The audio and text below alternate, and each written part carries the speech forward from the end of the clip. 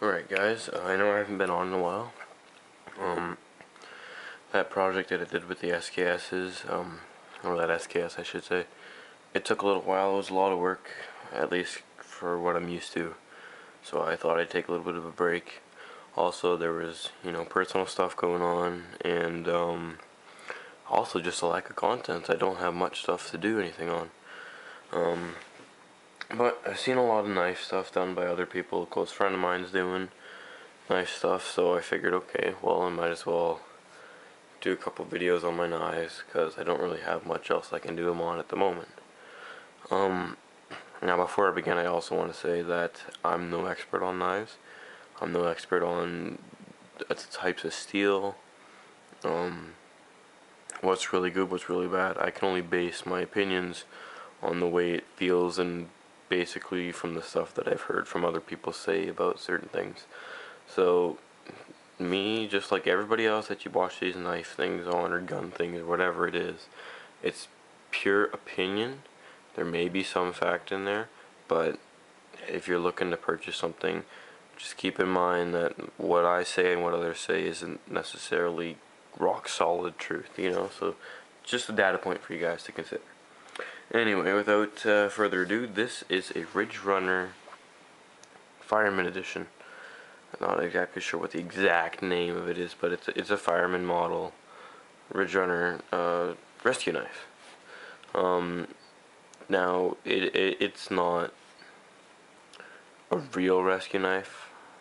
At least I wouldn't think so based upon its price. I got this thing for 40 bucks, and you can get some pretty good knives for 40 bucks, but this is a lot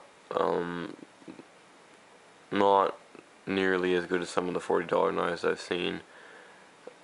But I've looked online and I've seen this thing for as cheap as $10. It's some places, or $20. So it's more of, I guess, a show knife or something that you can thrash around if you really want to. I'm not saying it's a bad knife. It's a pretty decent knife, at least by my standards, and I like it a lot. But if you're looking for a serious knife, you could probably get something much better than this if you looked hard enough and were willing to spend the money. The blade is a 3.5-inch stainless steel blade. Now, I know stainless steel is quite good for kitchen knives. For this kind of knife, I don't know.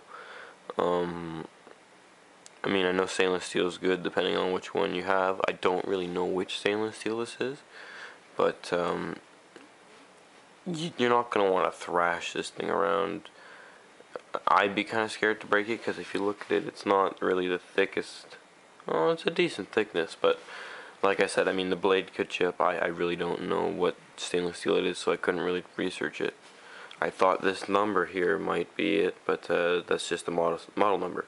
Now, it's made in China, or the steel's made in China. I'm not exactly sure. I have a feeling the whole knife is made in China. The coating on the blade, I don't know what kind of coating it is. I think it's probably just paint, or some form of metal coating on the. When I looked it up, didn't say what it was, but I have a feeling, you cut through a few things, it's gonna wear off pretty easily. Now, one thing that kind of surprised me, being a rescue type knife, is that the blade is a plain edge. It doesn't have any serrations or anything. Also, notice it's kind of got that, I guess, bowie shape. Not exactly sure what the name of the blade style is, but it's, I think it's bowie. Anyway, yeah, it's a plain edge blade. For a rescue knife, I think you'd probably want to have the combo blades that, you can cut ropes and such things like that. I mean, the way it comes from the factory is not overly sharp until you get to around here, this area. But I mean, you can easily fix that on your own. But yeah, I'm surprised it doesn't have any serrations, or I think for a survival knife, not survival, rescue knife, you'd want to have serrations of sorts. But, correct me if I'm wrong, I don't really know anything. Or at least nothing that I haven't heard from other more experienced and more knowledgeable knife owners. So like I said, yeah, 3.5-inch blade. Decent thickness. I don't really know. I'd check it, but I don't have a pair of calipers to check the exact thickness at a certain point. So, I mean, you can see. Now the thumb stud on this one is pretty good. It has, let's just close it. It's getting close. If it'll focus. It's got very, very minor serrations. It doesn't really, they don't really do anything, but it sticks out a decent amount. You know, because on the actual body on the side, it does go in, so you can get a good, you know, good push in there to open it. So the stud's not a problem. It doesn't, it's not too, it's pretty much flush with the rest of the body, and the good thing about that is it's not going to catch on any clothing or anything. So it's nice and compact, yet they're also decent sized studs, so you can get into them because of this here. They do seem very securely put on. They're not going to go anywhere. So I'm pretty happy with the studs. I mean, you may beg to differ if you've ever used a knife, but they're fine for me. Now, it is a tension rod assisted knife.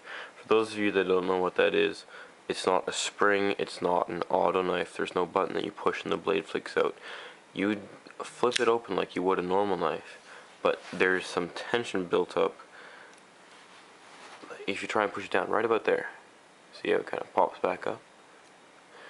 It's got a tension rod in there. I can't really explain it further because I'm not exactly sure. I haven't researched it, but you just push it a bit and it'll open. Now, as far as I know, this is legal where I'm at. You may have to check where you are, but I think that's a nice feature because some knives can be pretty stiff. This one's not overly loose, but it's just about right for me.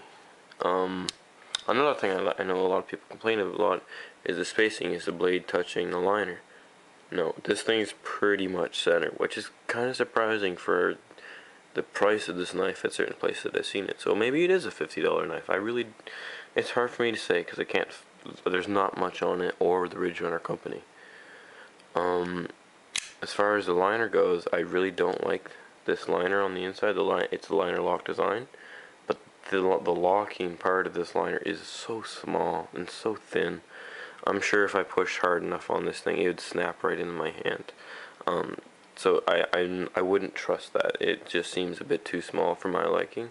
But, you know, if it works for you, that's fine. I'm not going to be putting this thing through any crazy stabbing or whatnot.